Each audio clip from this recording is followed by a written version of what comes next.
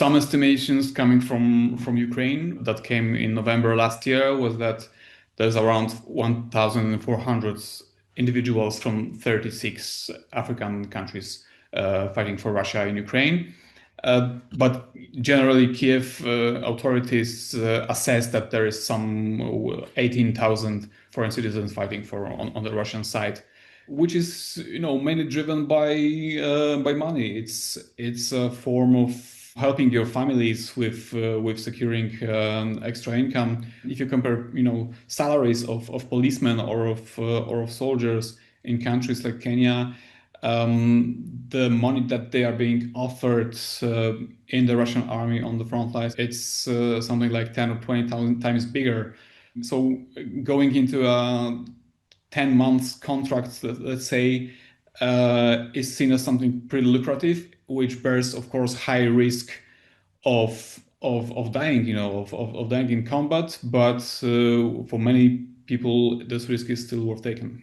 Basically, it's a bonus. It's a one-time payment that you get upon signing a contract, and here the amount varies quite significantly. Between anything between $1,000 and $25,000 more or less. Then you of course get a monthly payment somewhere around $2,000 per month, plus insurance and a promise of eventual getting prospect of getting Russian passport at one point or resident.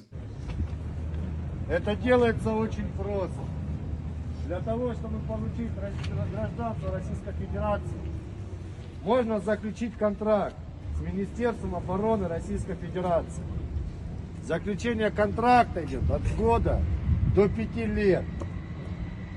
После того, как заканчивается контракт, вам дают российский паспорт, и вы становитесь гражданином Российской Федерации. И не надо вам никаких разрешений на работу и тому подобное.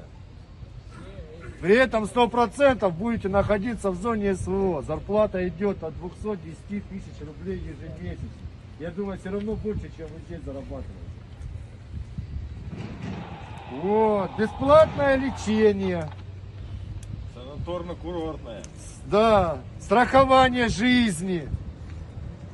Вот, статус ветерана боевых действий. Russia doesn't want to go into an open mobilization.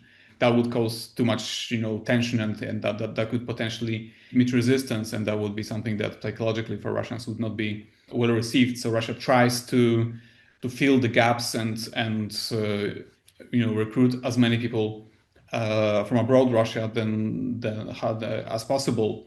So Russia prefers to look for low-skilled foreign soldiers to be sent to the most deadly aspects of the fighting, which are assaults, like mass assaults, human waves that are being thrown into the combat, where death is something that death of those soldiers would not cause any unrest inside of Russia. Of course, it may cause reactions and questions and tensions with those countries of origin, but that doesn't really matter for Russia itself. And the racist attitude towards those foreign fighters is very visible inside Russia. If you watch those videos filmed by Russian soldiers showing African or other non-European soldiers fighting among them, you see racist slurs being all over. So they really don't care if those guys survive or not. Well, there was quite a famous video doing rounds in January this year, where there was this young African soldier who identified himself as Francis, not sure from which country did he come from, who had this anti-tank landmine attached to his, to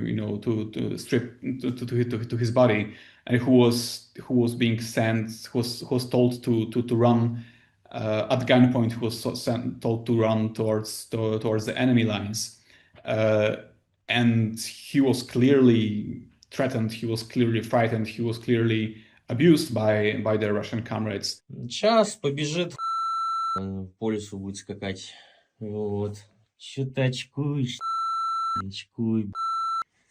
Давай, пшел. Шо сказал? Ну, ну, Давай, иди.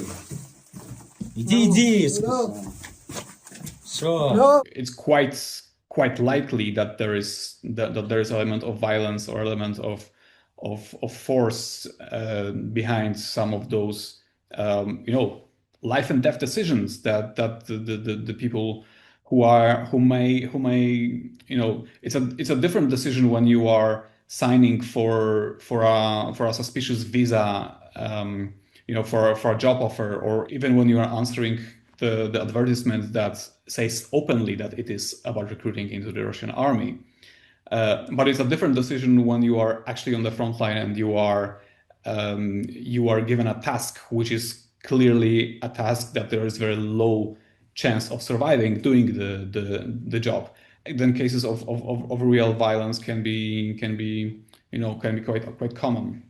With time, with more and more of those cases becoming visible and with more scandals around them being exposed, the relation will suffer, no doubt about it. There have been already controversies and loud cases in a number of countries. The first one I think was Zambia, where a Zambian national had been killed. The guy who was fighting in the battle for Bakhmut in east of Ukraine. That was back in 2022. He was with Wagner Group. There was a Zambian national and there was a Tanzanian national as well. In both of those countries, the news about their demise caused quite a widespread reactions, and there were many questions being posed, and families were not aware that they were in fighting in the Russian war. So those cases you see more and more of that. You see more and more of African media picking the stories up and investigating them and asking questions, and also asking what are the benefits and what is the costs of allowing Russian operatives to do that, to recruit. But it's also African intermediaries who are involved in that. In many countries, it's African businessmen who actually do the recruiting on behalf of Russian operatives. And this appeal is directly and openly directed towards people who know that they are joining the army. Part of the appeal is a promise of a better life in Russia state and Russian society is presented. There's this rosy picture being built about Russia as a great place to find new opportunities in life. There's surely element of those who are tricked or who believe that they are going for something else, and it's clearly a good strategy for them also to retell this story this way once they got into trouble or when they come back. But so even exposing the risks and exposing the cases of deaths, of tortures, of forced combat, it doesn't stop the wave of people who are still willing to go there. There's a investigation going on in the parliament. There have been hearings from intelligence service for that. There is a diplomatic exchange between Kenya and Russia where Kenyans are demanding explanations.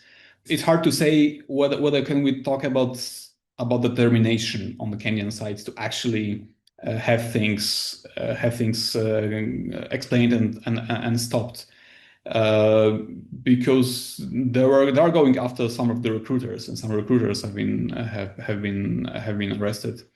But there's still some advertisements that seem to be recurring and still available. So it's hard to say whether this would lead to a total stop of the scheme within Kenya or not, or would the authorities be determined enough to go after every single element of this scheme.